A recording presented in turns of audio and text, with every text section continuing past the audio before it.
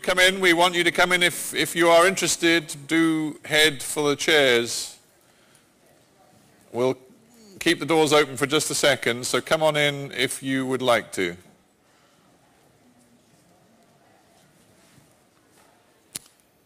Right. I think we're almost there. Okay, ladies and gentlemen, we are in our tour of the world and its new powerful economies. We're alighting upon India right now. Same format. We've got two splendid panel members who I'll introduce in just a moment, and then we're going to have a sort of market report, an overview, and I'll introduce that right afterwards. But first, give a very warm welcome, if you would, to our two panel members. Ashwini Kakkar from Mercury Travels, and just beyond him, thank you for the enthusiastic applause, but let's give them both a round at once. Yashraj Jain, who's from Indian Compass. So welcome to you both. Thank you for coming up. So we'll hear from Ashwini and from Yashraj in just a moment, but before we do, let's get the overview of the Indian market from Peter Nash, who's Strategy Manager for Tourism Ireland. And Peter, take it away. Thanks very much. Delighted to be here. So in terms of talking about the powerhouse economy that is India, and I'll be brief in terms of setting the context, really I'd just like to talk to you about the fact that the population growth in India, which has been spectacular, is actually slowing a bit at the moment. And the population is aging somewhat, and we'll see what implications that has for the tourist economy. In terms of the economy, again, the economy is slowing somewhat in recent times, and with inflation a bit of an issue, and we'll look at the impact of that on the outbound market as well. And then turning to the outbound market itself, it's been a very fast-growing market, and it's quite a competitive market, and I think the presence of so many NTOs, National Tourist Organisations in India, has helped drive that competition to some extent. And finally, in terms of air connectivity and access, India really led the world in terms of promoting the notion of open skies, but the skies actually to Europe at this stage are not quite as crowded as they used to be. So in terms of the population, it has the world's second largest population, and that growth is moderating, as you can see from this chart here. However, even though it is moderating, actually a growth of 1% in the Indian population equates to 1 million extra consumers in India. So we needn't worry unduly about the fact that growth is moderating. And of course, one of the implications of that growth, really from our point of view, is that actually the middle class is enormous in India, and it's now the fastest growing middle class in the world. And obviously in terms of long-haul tourism that we in Europe are interested in, it's the growth of that middle class that's particularly important. You can see here I'm taking to some extent tertiary education as a sort of as an indicator of the middle classness of these economies, and you can see that over time the Indian middle class is growing enormously. So if we think about the key things in terms of the population of India, it's becoming more middle class, which is actually more important than the fact that it's becoming more middle-aged. We have about 50 million middle-class consumers in India, and about 30 million of those hold passports. So clearly that's good in terms of the available pool for us to draw from. And I think even though the population growth may be slowing, that middle class, given all the other indicators and our understanding of the Indian economy and the Indian market, that middle class from our point of view in terms of the sort of planning process we're involved in, that middle class will continue to grow for what we could describe as the foreseeable future. Turning then to the economy, obviously per capita GDP in Britain is still low by Western and I guess by the powerhouse economy standards. I mean, to some extent, part of the reason why we think so much about India is it's actually got to do more with its scale than its wealth. So its actual per capita GDP is still quite low. However, it's actually growing extremely rapidly. So it has been growing very rapidly, and it's set to continue to grow very rapidly in the period up to the middle of this decade. So we can see that in terms of that BRIC powerhouse economy grouping, we're doing quite well in India, just behind China. Now, more recently, that growth has not been quite as stable or as steady as it has been in some of the more explosive powerhouse economies. However, we shouldn't allow this instability in growth in India to deflect from the fact that even in a bad year, India is still growing very, very strongly based on these projections from Oxford Economics.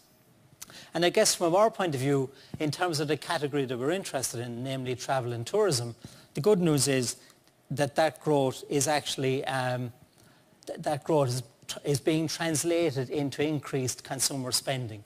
So the growth may be a little staccato, but the growth is translating nicely into consumer spending. For India as an economy, and for us as people involved in travel and tourism, one of the big longer term problems is actually inflation. You know, inflation is an issue in many countries. In India, recent inflation has been very, very high. And the reason why I'm concerned about inflation in India is that it undermines people's confidence to some extent. So high inflation economies tend to be economies in which the middle class are a bit uneasy about their futures. The slight economic slowdown won't necessarily impact the class of people that we're particularly interested in attracting to Europe. But of course, inflation can destroy everybody's wealth. So inflation is an issue. The Indian currency in terms of the outbound market, the Indian currency hasn't been particularly strong either, which of course is another economic worry for us. So the economy may be slowing somewhat. The bigger issue for us, I think, is that inflation is accelerating. You know, most indicators are set for growth in the medium to long term. The issue with per capita GDP is that I think it's the Boston Consulting Group say that if you haven't got GDP per capita at about $9,000, you're unlikely to develop a big long-haul travel market. And of course, as we saw, the per capita GDP as well in India as well below that. I think in the medium term, there are a number of what we might call infrastructural and regulatory bottlenecks in India, which are contributing both to the inflation I observed and also perhaps eroding some confidence amongst that group of people that we would be most likely to attract to Europe. And to some extent, you could say the things that have made India the success that it is, their ability to work together, you know, across an enormous country, perhaps also are things which will impede its development in the future. So in terms of turning to the outbound market, you know, India outbound to the world predictably has grown quite strongly in recent years as we have seen that massive development and expansion of the Indian economy.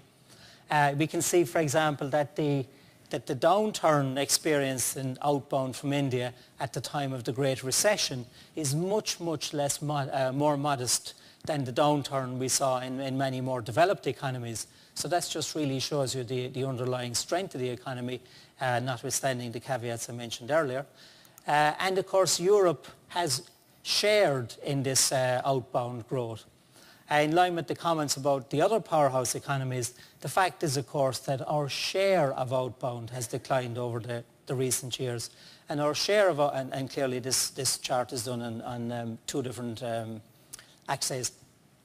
Our share, namely Europe's share of outbound, has fallen from about 19% to about 14%. So it's reminiscent of the numbers mentioned for China earlier. In terms of the specifics of the outbound to Europe, you can see here the strong countries in Europe in terms of attracting outbound visitors from India.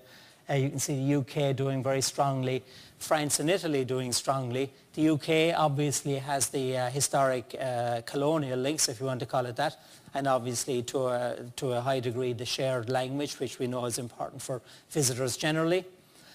France and Italy, because they obviously are the cultural highlights of Europe and clearly would expect to do well in terms of their share of any developing market. I guess the one that's slightly intriguing really is Switzerland. Switzerland has done very well from India, and as I work for a national tourist board, you know, I like to feel that it's because the Swiss National Tourist Board very cleverly targeted India and latched onto some very specific promotional devices, in particular the creating linkages with the wider Bollywood industry, so that if you ask a lot of Indian people now to describe Europe in the round, they will tend to give you a description that we would recognize immediately as Switzerland, namely black and white cows with bells frolicking on an alpine meadow with a snow-covered peak in the background. So you can see it's growing quite strongly, and these are the countries that are benefiting particularly from that. So in terms of what does all this mean for us, in terms of considering India as a powerhouse economy, outbound has grown quickly. Outbound to Europe continues to grow quite well. Our share predictably is declining. In terms of the actual quantum of people that might be available to come to Europe, our colleagues in tourism economics would suggest that we will have about 2 million visitors to Europe from India in 2015. Switzerland remains the role model for NTOs, and of course if you look at NTOs, National Tourist Organizations in India, there has been an absolute explosion of entrance into India in the last couple of years, at approximately 5 to 10 new NTOs opening offices in India every year. Very quickly, just in terms of air connectivity with Europe, outbound air departures from India continue to grow. However, air capacity to Europe is easing back somewhat. India embraced the open skies movement very early on, and there was a massive development of outbound generally, of access and air connectivity generally. At one time there were up to 20 airlines flying direct services to Europe. However, in the most recent period we've seen some easing back in that, in the sense that perhaps there was an over-expansion of connectivity with Europe following the open skies arrangements. And at the moment we're looking at about 70,000 average weekly capacity in terms of seats in each direction. So the key points I'd make there really would be the deregulation of Indian airspace has favoured more scheduled carriers than charters. We've seen a big expansion in services. In terms of the key players on the market, on the routes, it's Lufthansa, Air India and Jet Airways. So thanks very much. That's really the key points I'd like to make in relation to the development of the Indian market. Lovely. Thank you very much, Peter. And do join us. Right, Ashwini, I want to start with you. I just want to get a clearer sense, perhaps, of the mentality of Indian travellers. It was very striking to me that in China, for all of the numbers that now do travel long haul, 70% of Chinese outbound travel is still within Asia, and much of it relatively local to Hong Kong, Macau, etc.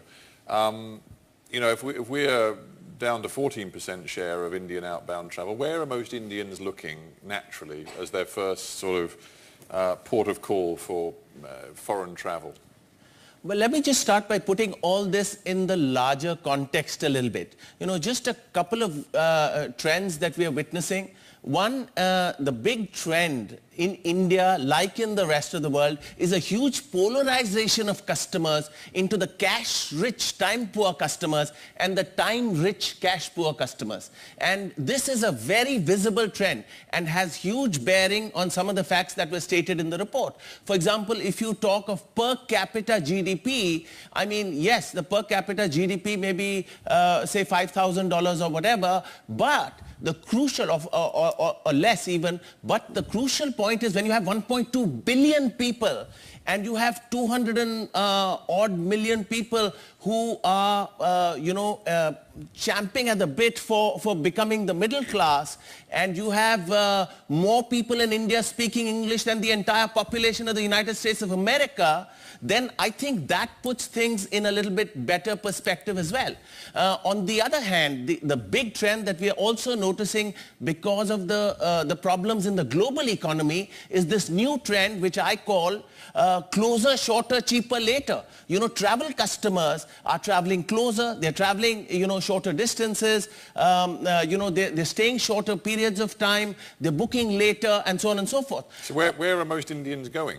You know, as for most travel, obviously about 60% of Indians are traveling short haul, you know, and the big countries in the short haul area are Singapore, Dubai, Malaysia, Thailand, and so on and so forth. But this is a global phenomenon, you know, at a global aggregation level, 70% of all travelers in any case travel short haul.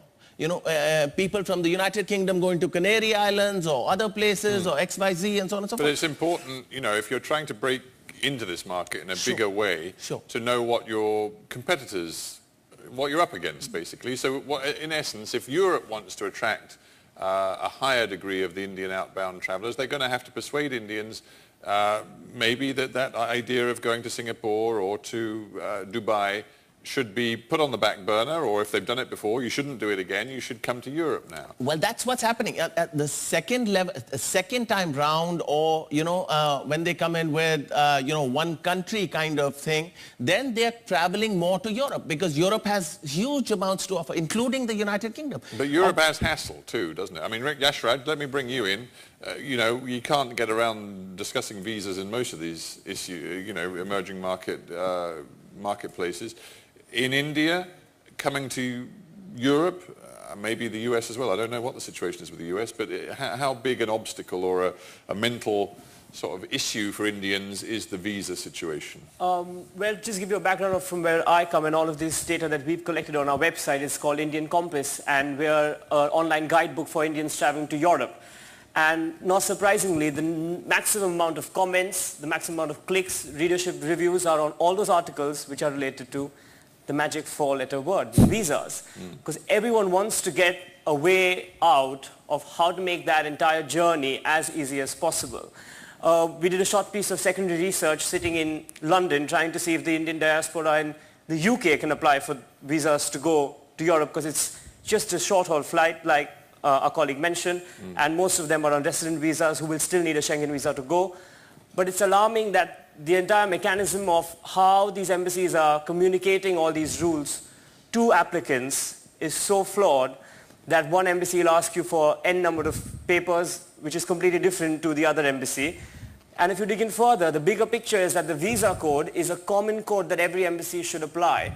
So in the execution of that visa code, the amount of different versions that have come up is the biggest obstacle from our side. Like, I've traveled to Europe 4 times a year applying for separate Schengen visas, and I'm okay to do that because I am travel hungry. I like traveling. But the fact is that my journey is not made any more comfortable because of the way these websites are written, the way the rules are coming out. And that's just the complexities of the system and the rules. But I also wonder whether Indians, and I'd like both of your feedback on this, whether they just feel a little alienated by an attitude problem, that you know, too many systems, too many bureaucrats, too many officials in different European countries seem to Indian people to regard them as, you know, potential illegal immigrants or a potential problem rather than a potential opportunity and great valued customers. Maybe sitting on this side of the table, we might think that way, but for a normal consumer who wants to travel and is going on a website to apply, I don't think that's what comes across to them. They just get frustrated that why are there so many other countries which have visa on arrivals and are easy to enter, whereas Europe, or the Schengen states for that matter, have these 20-odd things that we need to finish before we can even think of buying our ticket or planning our trip abroad halfway around the world. So maybe from our side of view, obviously, when you speak to the politicians, when you speak to other trade organizations, the reason that there are so many sort of barriers for people to apply is because they don't want illegal immigrants and they don't want people just sort of shooting into Europe. But I think from a normal traveler who wants to travel alone, like the case was in Brazil as well, a lot of young travelers want to take backpacking trips to a different country on their own. It's a big deterrent at that point. See, the visas themselves are broken up into 3 parts. You know, the first part is for a 15-day visa to the United Kingdom, if it's going to cost you 50 quid, you know, you're already set back a little bit. The other issue, the other big issue is time. How long does it take? It can take 6 weeks, it can take 8 weeks, it can take 4 weeks. you know. And so you can't be an impulse holiday maker. Exactly. And even if you apply, 4 weeks before you actually travel, you're not sure whether you're going to get your, your visa in time. And if you do get your visa in time, by that time the seats have disappeared. So, right. Or you're having to pay 3 times the price on the seats. So, it's a no-win situation. And the third part relates to the complexity because, like he said, every country is starting to have their own interpretation of the rule, and the Schengen countries are starting to put in, digitized fingerprinting, and for the digitized fingerprinting, you have to come to a large city where they have their operations. So, and India being a country which is 3,500 kilometers east to west and 3,200 kilometers north to east, if you're coming, if you're a doctor leaving your practice and coming to Mumbai to give your fingerprints on that damn machine, you're already dead on arrival. I think I'm heading to Dubai. Exactly. I mean, other countries don't require a visa at all. And they're saying, hey, please come, we'll welcome you. You don't need a visa. Yeah. If you at all need a visa, we'll give you one on arrival. And it's such a welcoming attitude. Well, but visa is only one part of the whole big problem. So visas is one problem, right. But there's other problems, connectivity. I think, if a lot of these countries want better traffic to flow from India, they've got to invest in connectivity. You mean airlinks? Airlinks, for example. I mean, most airlines out of India today are running at 85-90% seat load factors, and so there's no more connectivity available. And because of that, the prices are so high. Right. I mean, if I come to London, I'm paying 1,100, 1,200 pounds for an economy class seat, and about 3 times that price for a business class. And India, was one of the great homes for budget airline innovation. Absolutely. But budget, there isn't really a budget option of getting to Europe. Then?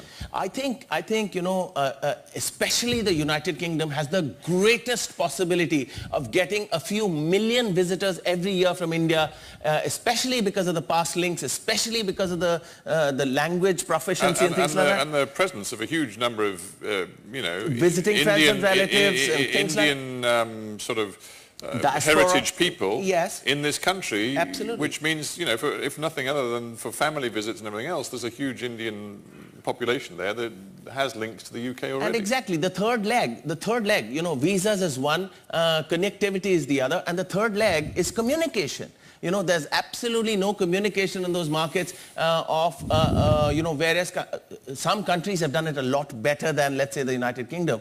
But, the United Kingdom could have also put in more effort, more resources. Right. When there are 45 national tourism organizations competing for the Indian traveler, then, obviously, if the UK spent some money and put in some effort, the results would be, disproportionate. Well, we know from Peter, Switzerland's done a damn fine job. Absolutely. You two, from your different perspectives on the Indian travel industry, who else is understanding the Indian market and doing well? A lot of people wish to travel to Spain of late, but the reason again for that is the Indian film industry, because other states and other tourism boards are partnering with the big industry of entertainment in India and trying to pitch in their destinations to the audience, because that's... We in Britain had the Bollywood big Oscar night in Sheffield. Didn't that give us a big boost? But Britain's always been on their radar, like Mr. Ashwini's also mentioned. Mr. Ashwini's saying and Britain's again, missing loads of opportunities. And a lot of times the readers that we come across are either going only to Europe or UK, because when they go to Europe, they've just got that one cost for one visa to 27 countries. Right. But to apply for a second visa and to do all that paperwork, fees, etc., all over again, is another sort of decision-making activity. Right. So either they come just to the UK or just Europe. Peter, some of them who have the strength will do both. Yeah, you've obviously spent time looking at the Indian market. I mean, you particularly presumably want them to come to Ireland, but where do you see the best operation, from a European perspective? Is it just about Switzerland? Where else would you see that they have a really good understanding of the Indian market and are doing the right things? Well, from my point of view, I think what's attractive is that the Swiss have shown that if you apply kind of a marketing approach and a marketing logic and identify what's important to Indian visitors, you can really revolutionize your visits from India. Right. So, but I think other people are copying onto that now. So Austria, for example, is replicating the Well, they're lucky because they look a bit like Switzerland, so they can sort of pretend to be Switzerland too. But perhaps there's an opportunity now for a destination to come in with a slightly different approach. But when you look at the the Indian market, we heard a lot when we discussed China about that frankly the conservatism of a lot of Chinese travellers. You know, I didn't mean to be judgmental, but they want, pretty consistent Chinese food to be led, by thoroughly Mandarin-speaking Chinese guides and dealt with in a thoroughly Chinese way. Is the Indian traveller looking for a somewhat different experience? How would you... See, we are extremely lucky actually, because kebabs and curries are the national food of England. So, there's already a great start. And we don't have to kind of worry about whether we'll get kebabs or curries or whatever. There is a small segment of the population, let's say 1 in 3 or something like that, who like vegetarian food, and that's also becoming more and more easily available throughout the United Kingdom. So technically I'd say that's a huge opportunity. I mean, like the Chinese, Indians also love to shop, and for similar reasons. So that's another big area where, the economy of the United Kingdom or the whole of Europe could probably benefit from the Indian traveler into this market. And Indians are fairly big spenders. What kind of shopping? Is it the same? The love of labels and, high-end retail? Not really. It's less of that and more of, local produce, local kind of, let's say, things which are... sort of authentic. Yes, absolutely. Yeah. And Indians are much more fond of, monuments and historic visits and museums and things like that. And Indians, unlike the Chinese, will travel in families. They won't travel in... yes, there is a certain... The first-timers are always traveling, in GITs, group tours and things like that. But they are going mainly to Europe and doing 10 countries like the Chinese. But that's really 1 in 4 or 1 in 3 or 1 in 5 travelers. The bulk of the people are coming in families. They're spending most of their time in either 1 or maximum 2 countries. They're spending about $1,800 in country on average. And they're spending between 14 to 21 days at a time. So, because these are long haul markets, once they come, they want to... and they're not scared of going out and talking to the local people. They're spending time with the local populace. They're building bridges because they speak good English. Sure. So that makes life a lot easier for the Indians. Yes. I think in addition to that, generally speaking, because of their history and because of their propensity to work abroad and to study abroad, the opportunity from India is enormous because of their openness to traveling, to coming to Europe and traveling around Europe. Also going back to the aspect about food habits, and it just triggered when you asked the question about what does an Indian traveler want. I think it's very important for us to keep reminding ourselves that when you're trying to sell a continent like Europe to India, that is a subcontinent in itself. So it's literally 26 countries trying to sell yourself to 26 other smaller countries within one big geographical area. And a lot of times some of our readers who are coming from these specific states of India, traveling in groups, are from the same community. They're the ones who speak the same language, the same food habits. So it would be completely wrong to just decide and say, let's give them vegetarian food because they're Indians. You've got to do some more background search on what your group is all about and which part of India they're coming from, and then try and serve them accordingly. A lot of Indians would like to experiment with food, but are very religious, and you cannot get yourself wrong on that front. You can't serve them a pizza with bacon, and when they tell you, I don't eat meat, pick off the pieces of bacon and give them the same pizza again. That's not going to work. But they would still like to interact and eat the local food. So Italian food or Greek food, for that example, fits in very well with vegetarian food. So it's just to let them know that we are making the effort to make sure you taste our exotic food, but to your dietary requirements. And that will leave an impression. Word of mouth will happen once they go back home, and you'll get repeat visitors. The only thing with shopping, I think, is the Indian customer is very, very price sensitive. So a discount or an offer or a specific brand doing a mass campaign in a metropolitan city in Mumbai for a specific Christmas fair or a market, you will get those travelers all the way from India. And the final thought, and then I'm going to just see if there are questions on the floor, but the final thought, it's been mentioned several times, Europe's and the UK, let's face it in particular, has got a particular relationship with India because there are very large Indian communities living in situ.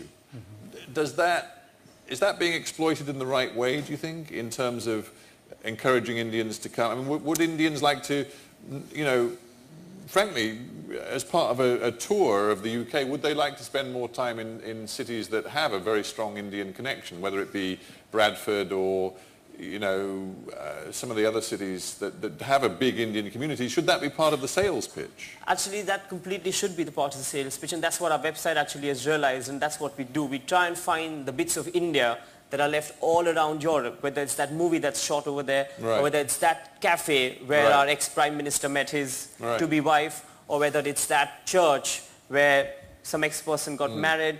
And that really works, does it? Yeah, that works. Like when we went to Geneva myself, we went to the CERN laboratories and went to the museum there.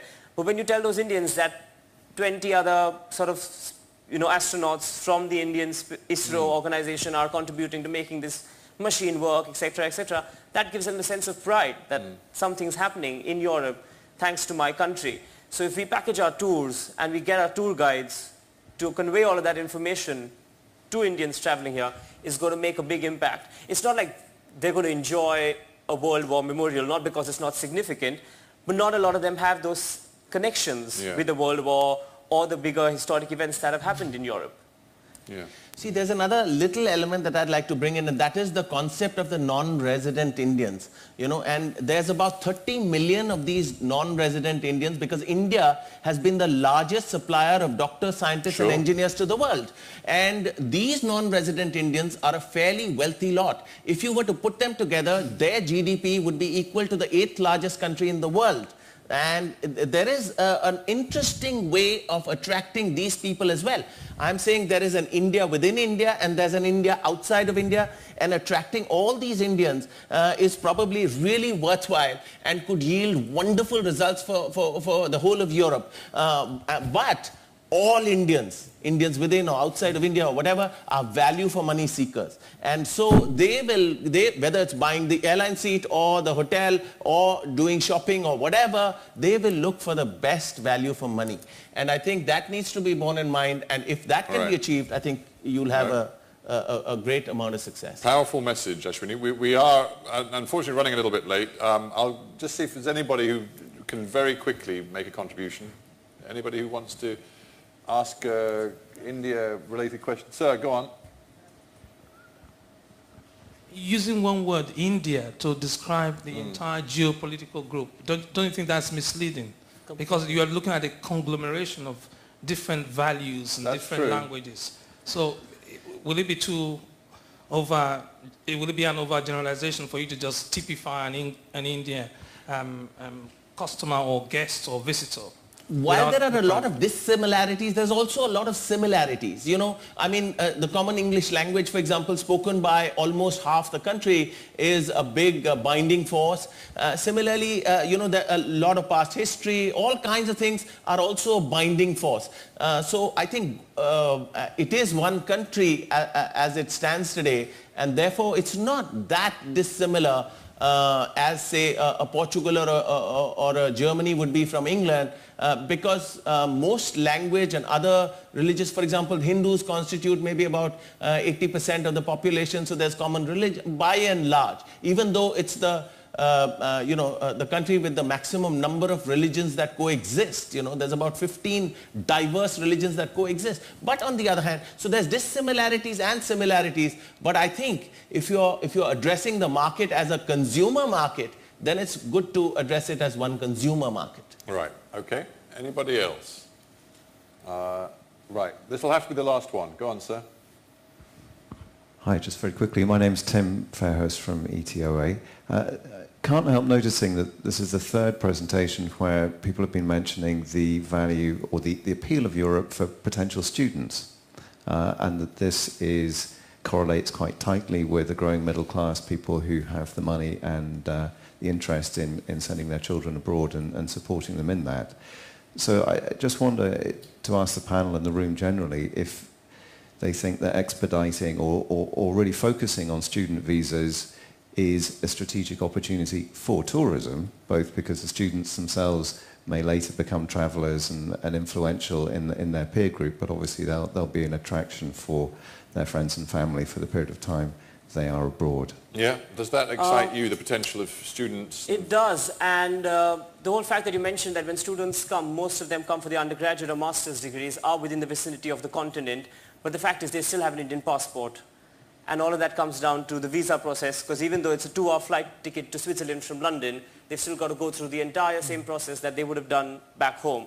Secondly, a lot of student visa rules are changing, say for example in the UK, and when a lot of students do come to the UK, they would want to get that ROI back of whatever they are spending in the country by working for a year or two, which is not an option anymore for a lot of students. So it's getting much tougher. Yeah, so it's getting much tough. The student population might be dwindling in the coming years. Right. And so it's all about how tourism boards can now try and market the people who are already hiding within these pockets of Europe, but with Indian passports, and trying to make them travel. It is about the lifetime value of the customer as well. It's long-term strategic They thinking. may come back, they say good things about us when they go back to India. Some of their family may visit them when they're here. Sure. So they're a rich and interesting segment. All right, well, we're going to have to leave it there, panel, or else we're going to terribly overrun. Ladies and gentlemen, please give a very, very grateful, warm hand to our India panel. Thank you very much. Thank you. And next, ladies and gentlemen, Russia. So 2 minutes only, and then we're into Russia.